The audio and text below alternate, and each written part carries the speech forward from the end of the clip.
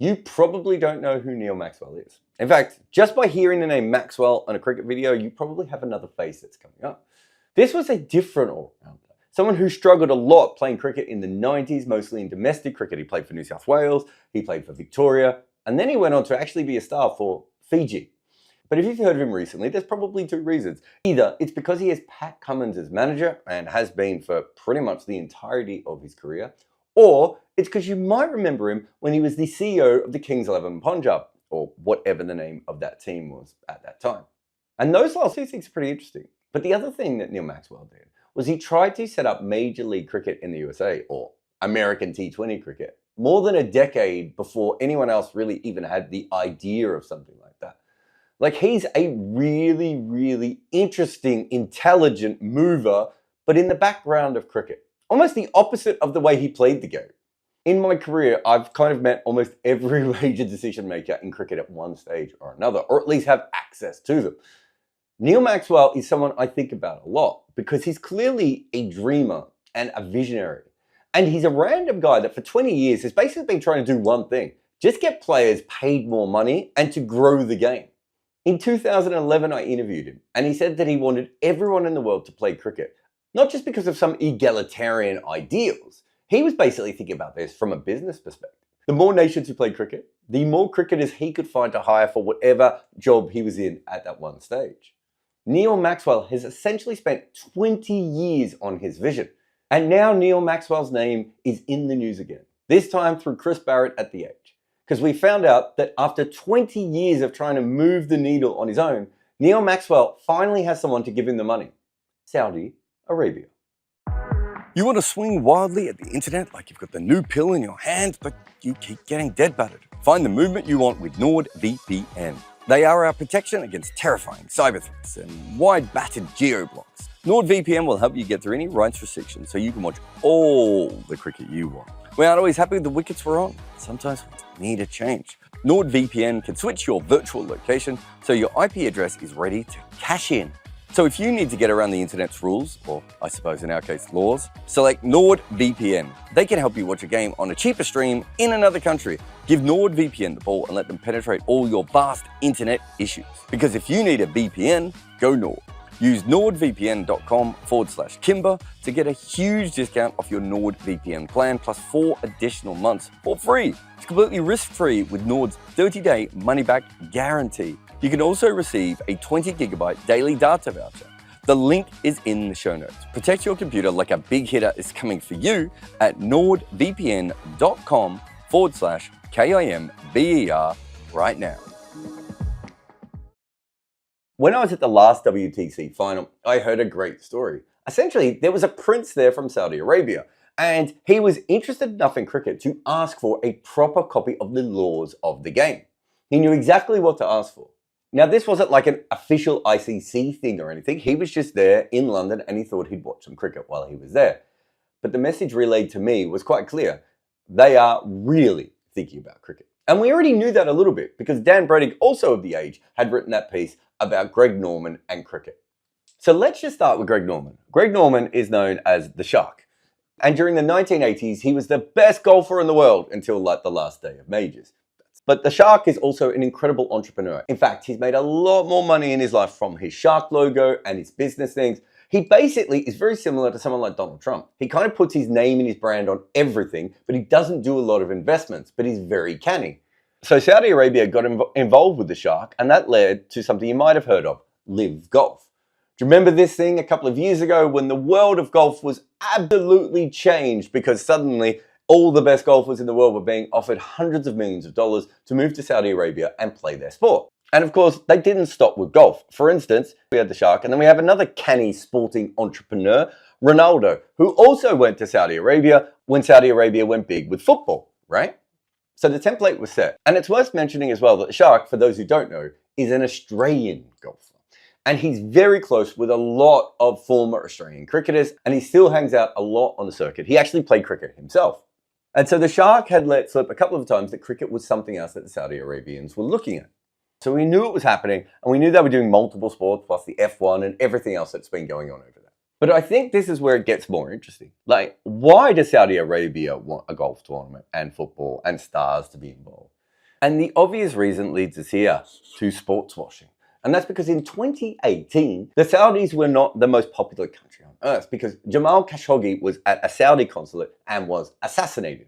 And that's the sort of thing that sticks. And they didn't have a great reputation around the world already. So now they were known even worse. And so from 2018 through to now, they have been trying to get people to say nicer things about them. And they are willing to spend billions of dollars to do this.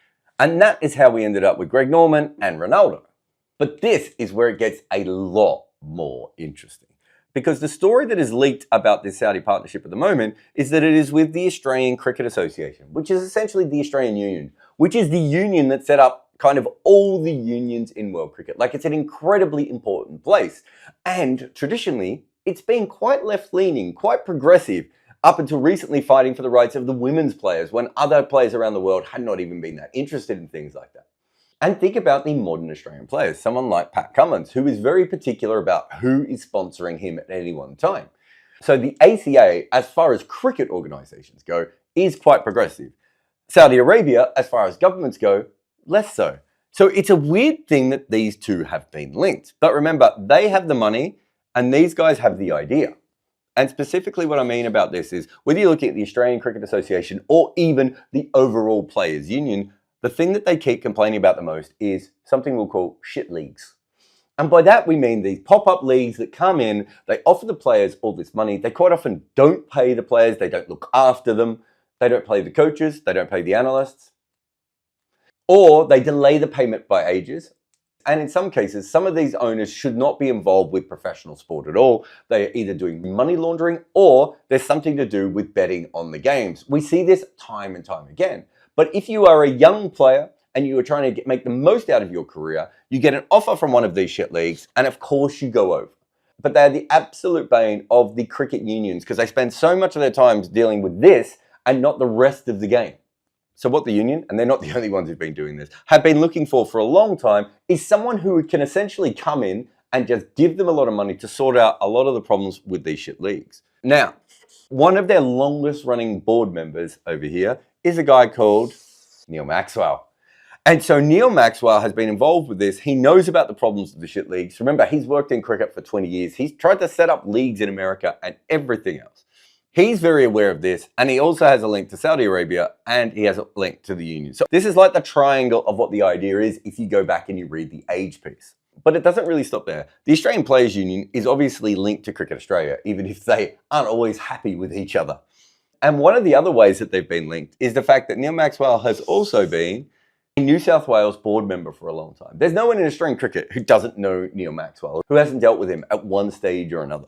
So he's very closely linked with the union, but he's also very closely linked with the New South Wales board, which is obviously one of the two most important boards in Australian cricket. So he is linked to Cricket Australia as well. This is where the whole thing gets really interesting. Because Cricket Australia themselves, they have a link with a company called DAZN. And this link's been going on for a little while. But recently, DAZN was bought by Saudi Arabia. And the reason is quite obvious. If you have all this golf and football, and I know we can put Formula One in here too. Whatever other sports Saudi Arabia wants to get involved with, what they also need is someone that can actually send it to the world. DAZN is the perfect partner for them. So you have a situation where Cricket Australia has a direct link to the Saudi Arabian government through DAZN now. But as you can tell, I'm not done yet. Cricket Australia also has a direct link to the BCCI because, you know, cricket boards and things like this, former big three colleagues, let's call them. The BCCI obviously owns the IPL. You may remember that the recent IPL auction was in fact held in Saudi Arabia. There was also a conversation about having a second IPL later in the year, and that was going to be hosted in, Saudi Arabia. Not to mention that Visit Saudi Arabia is a sponsor of the IPL. Oh, and there's one other thing that's worth mentioning. Saudi Arabia tried to buy the IPL. Well, a stake in it, but like a big stake. They were willing to invest a lot of money to be involved with it. So the IPL and Saudi Arabia are far more linked than Cricket Australia and Saudi Arabia are, and they have been for quite some time. But Cricket Australia and the BCCI also make up the ICC. Because the BCCI is the most important board member and Cricket Australia is like, second or third. So now let's have a look at the ICC and Saudi Arabia. Visit Saudi Arabia is also a major sponsor of the ICC. And if you've been following the last couple of years, you remember that Aramco, another massive Saudi company, is also a sponsor of the ICC, and I think they've got rights for another few years as well. Not to mention, of course, that Saudi Arabia is also an associate member. In fact, while the IPL auction was being played, on the same day, Saudi Arabia was actually playing a game. So there's little doubt that the ICC is also very clearly related to Saudi Arabia. And you'd have to say Saudi Arabia's done pretty well here. They now have a partnership with Cricket Australia. They're involved with the BCCI all the way through the IPL. And one way or another, they're basically the major sponsor of the ICC. So if you were trying to get something done in world cricket, you obviously need the ICC. You need the BCCI a little bit more, but you probably also need some help from another board. The Saudis already have all of these links in place. Money is going to all three of these organizations directly from Saudi Arabia already. So that brings us to the big part of Barrett's article, this Grand Slam idea, which is like having 8 major tournaments in the year. And one of the reasons that this is an easy sell to someone like the ICC or the Players Union is, again, our shit leagues. So there were basically 2 things that were going to happen. In 2014, we had a rebel league, the Essel Group. Dean Kino, Lalit Modi, all these different people. I was told that players were offered $50 million and that random grounds around the world had already signed on to being involved in all of these sorts of things. But essentially that fell down largely because the ICC found out about it. And the problem with the Rebel League, of course, is that the ICC, BCCI and Cricket Australia are no longer important. And if you want a better example of that, let's have a look at our friend Live Golf. That's essentially what happened with Live Golf. Saudi Arabia originally was just like, we can just buy all the best players in the world and we'll have this golf league, right? But it didn't quite work the way that they wanted it to, and so eventually they got involved with the golfing authorities. I would assume that the Saudis were going to do the exact same thing with cricket. They were just going to take over cricket and pay all the players what they wanted. But clearly at a certain point they pivoted because they started sponsoring everything with the ICC. They started partnering up with the IPL, and now that they've bought DAZN, they also have this Cricket Australia thing. So now we're talking about a proper league. And let's call it the Grand Slam, because that's kind of how Chris Barrett explains it in his piece. They're looking at 8 major events and probably 8 franchises by the look of it, and they're all going to be nation-based franchises. The current budget is $500 million, which I think is a bit low because, as I said, the Rebel League seem to be offering players a lot of money.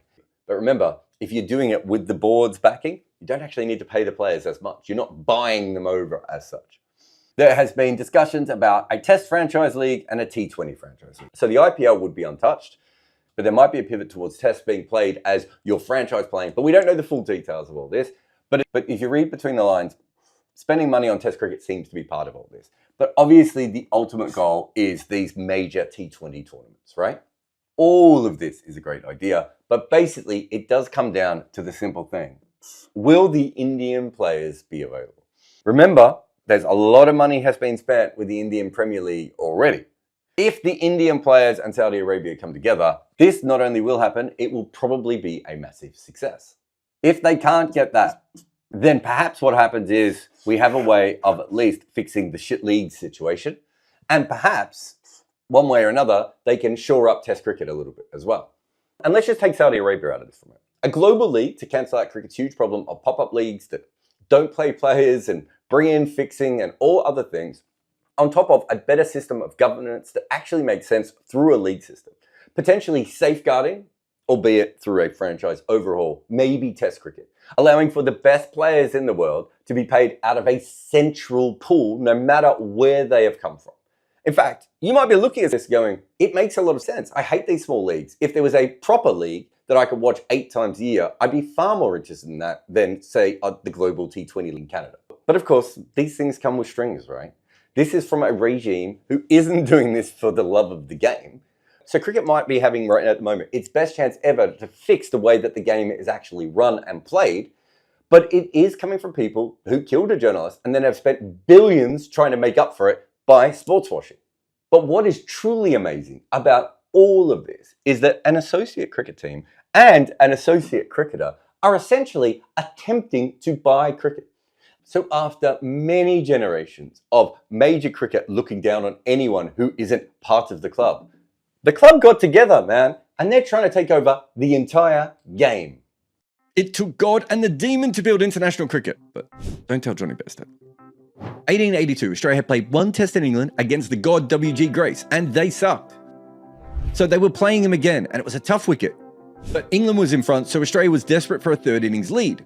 At number 8 was young all-rounder Sammy Jones. After a routine single, he walks down to do some gardening on the pitch. Grace whips off the bails and appeals. The ball wasn't dead, Jones was run out. The Australians were furious. In fact, some of the English players were also furious. But what Grace said went, and the umpires had already given it. Next in was Fred Spofforth. He was known as the Demon fast bowler. He was furious, and he let England know exactly what was coming next, which was maiden. There's 12 maidens. I can't count them all. England only needed 85 to win. W.G. Grace made 32. England only 77. That was the test where the Ashes began. Buy my book, Overthrowing Cricket's Empire, on Amazon today.